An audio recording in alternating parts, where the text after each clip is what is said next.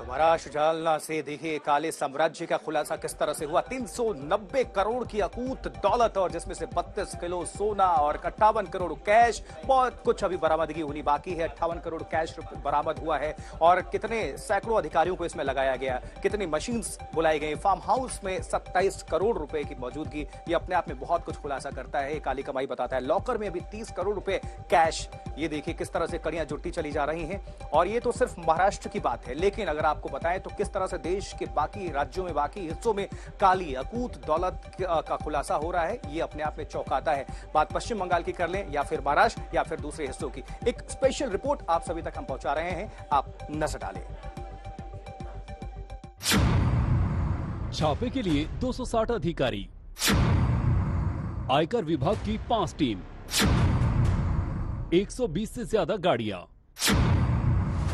गाड़ियों पर दूल्हा दुल्हन वाले स्टिकर, छापेमारी के लिए बारात का ड्रामा।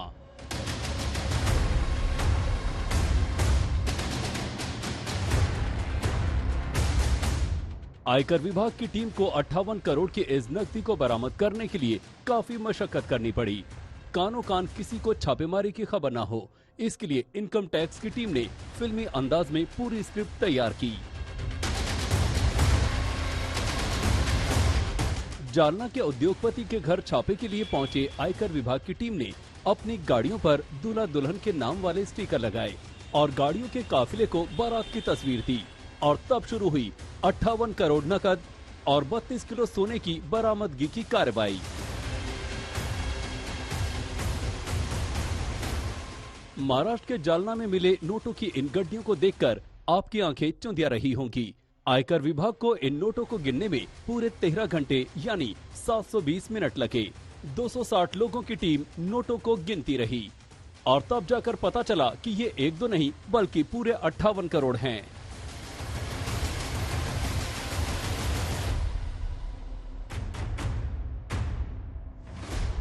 जालना में उद्योगपति के घर मिले नोटों की इन गड्डियों ने पश्चिम बंगाल के कैश क्वीन अर्पिता मुखर्जी की याद ताजा कर दी, जिसके 2 घरों से ईडी ने 50 करोड़ से ज्यादा के कैश बरामद किए थे।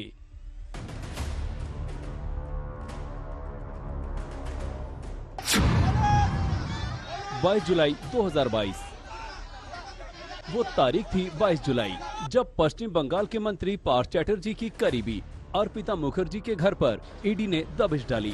छापेमारी आगे बढ़ती गई और जांच एजेंसी को गुलाबी नोटों का भंडार मिलता गया। नोट इतने कि हाथों से गिनना मुश्किल था, लिहाजा ईडी को नोट गिनने की मशीन मंगानी पड़ी। रात भर चली गिनती के बाद ये पता चल पाया कि शिक्षक भर्ती घोटाले की आरोपी अर्पिता ने अपने घर करीब 22 करोड़ कैश छिपा रखे थे। जांच एजेंसी ने बड़े बड़े बक्से मंगवाए जिसमें नोटों की गड्डियों को रखा गया, फिर बक्सों को ट्रक में लोड करके बैंक भिजवाया गया। 27 जुलाई 2022 पहले छापे के ठीक 5 दिनों बाद ईडी ने अर्पिता मुखर्जी के बेलघोरिया वाले फ्लैट पर छापा मारा। फ्लैट बंद था, लिहाजा जांच एजेंसियों के अधिकारियों ने सुरक्षा कर्मियों की मदद से फ्लैट का दरवाजा तोड़ा और अंदर दाखिल हुए। फ्लैट के भीतर रखे गुलाबी नोटों के भंडार को देखकर छापा मारने वाली टीम सन्न रह गई।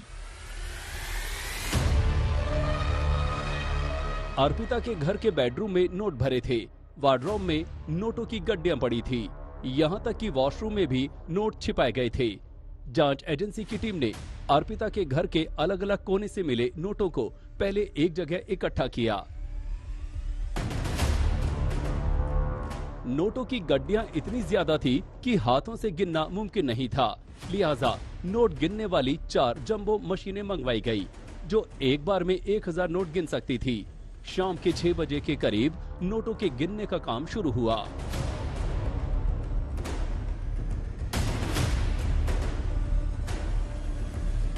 कैश क्वीन के घर से मिले नोट गिनते गिनते सुबह हो गई। इस बीच जांच एजेंसी ने करीब 20 बक्से मंगवा रखे थे। बक्सों को ले जाने के लिए ट्रक भी मंगवाए गए थे।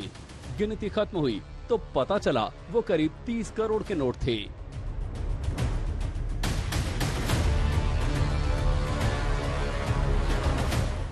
गिनती खत्म होने के बाद नोटों को स्टील के बक्सों में रखा गया। एक एक करके पूरे 20 बक्से भर गए। फिर बक्सों को ट्रक पर लोड किया गया और बैंक भिजवाया गया।